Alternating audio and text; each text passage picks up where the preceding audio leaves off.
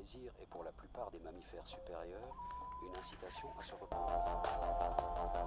L'existence d'une homosexualité animale prouve que ce même plaisir peut être une motivation en soi. Salut maman. C'est ma mère qui me passe son petit coup de fil hebdomadaire. En ce moment, elle commence souvent ses phrases par un « Tu te souviens ?»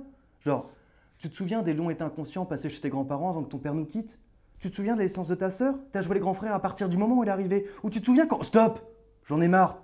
Oui, je me souviens de tout ça et de bien plus encore. Je me souviens d'un survêtement Adidas dont j'étais très fier. J'ai tanné mes parents pour qu'ils me l'achètent. Je l'ai mis dès le lendemain à l'école et je sais plus trop à quoi jouer, je suis tombé. J'ai déchiré le pantalon au niveau du genou. Je me souviens très bien de la claque qui a suivi, du sauron que ça a produit, la colère qui m'envahit, l'injustice que je subissais. Je me souviens de mes jurés d'acheter plein de survêtements quand je serais grand et les défoncer de plein de manières différentes, avec du papier de verre, des ciseaux, en les cramant, avec un cutter, en les frottant par terre, et rire fort, un peu trop même en les déchirant. Je me souviens aussi quand on n'avait pas de thunes, que c'était compliqué de se faire plaisir, que c'était compliqué de bouffer, que c'était compliqué de sourire, que c'était compliqué de juste vivre. Que chaque jour était un effort pour ma mère plus que pour nous, les enfants, mais qu'on savait qu'elle voulait se foutre en l'air. Je me souviens qu'elle voulait sauter du 6e étage, et que depuis, je supporte plus de voir quelqu'un sur un balcon, comme si elle allait se détacher du sol dès qu'on pose le pied dessus, qu'un corps tombe et s'écrase sur le bitume, ou sur une voiture ou sur une autre personne. J'imagine alors la matière difforme sur le sol, du sang autour, de la moteur des organes éparpillés sur le trottoir. Je me souviens avoir aimé des filles qui m'ont transporté si haut dans le ciel, que mon esprit redescendait qu'une fois qu'elles m'avaient largué. Je me souviens des premiers seins que j'ai vus, de cette chaleur, de mon corps, du sien. De l'odeur de lessive sur son soutien-gorge, du temps suspendu, de mon érection, des 1000 mots qui ont défilé dans ma tête, de mes désirs avortés et de ces caresses qu'aucune drogue ne pourrait reproduire.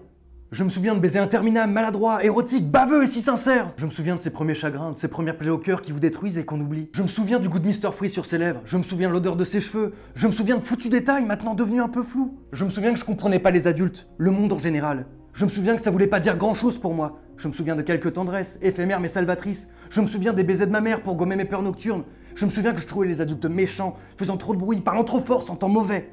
Je me souviens que je comprenais pas pourquoi les adultes pouvaient pas jouer aux petites voitures. Pourquoi ils devaient se lever le matin pour faire un job qu'ils détestent. Pourquoi ils devaient payer des choses. Pourquoi est-ce qu'ils sentaient la cigarette ou la bière. Et pourquoi certains étaient gris, flétris, fatigués. Je me souviens du mot école qui me foutait la gerbe. Je me souviens de ma première cigarette qui m'a fait tourner la tête et du goût, de ce goût que j'ai tout de suite adoré. Des paquets à 10 francs qui duraient 3 jours, des roulés mal roulés et du goût encore du tabac sur mes lèvres. Des chewing-gums que je bouffais, du parfum que je mettais pour camoufler l'odeur des clopes. Je me souviens avoir dit à mon grand-père quand j'avais 8-9 ans que je voulais être danseur.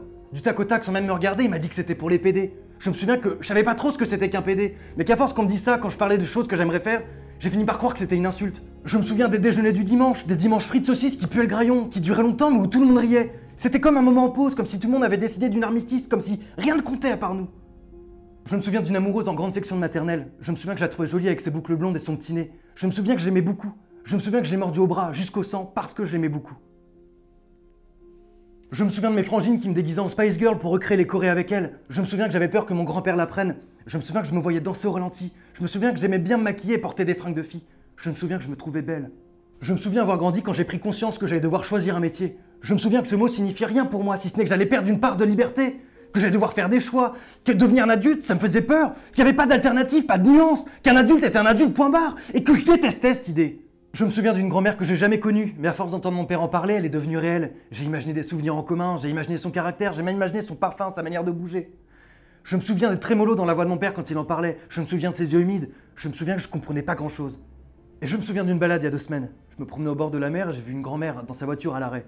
Elle me remarque, je remarque qu'elle me remarque, je lui fais un signe de la tête, elle baisse sa vitre. Je suis poli, alors je lui sors une banalité, vous profitez de la vue et du beau temps? Elle me répond que oui et non. Qu'elle est là parce que la maison qui est en face a été la sienne il y a des années. Qu'elle aimerait y revenir parce que c'est ici qu'elle a été heureuse et qu'aujourd'hui, d'autres personnes doivent l'être aussi, dans cette maison. Elle me raconte qu'elle n'a connu le bonheur qu'ici, comme c'était cette maison qui rendait les gens heureux. Puis elle s'est mise à pleurer. Je savais pas quoi faire. Je crois que je devais la laisser tranquille, sans interférer. Je crois que je devais la laisser seule. Je crois que pour elle, il n'y avait pas que de la tristesse. Alors tu vois maman, c'est naze de ressasser le passé. Parce que ce qu'on a vécu n'est pas forcément mieux que ce qu'on vit aujourd'hui. Et tes souvenirs, tu les embellis, ils sont lissés par le temps, c'est trop facile. Mais je crois que je te comprends.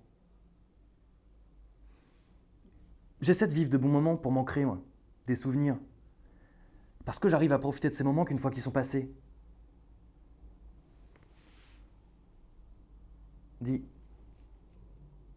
tu te souviens quand on venait dans votre lit le week-end entre toi et papa? Je me sentais tout petit entre vous. Je me sentais à l'abri entre vous. Putain, Ça me manque de plus être un gamin.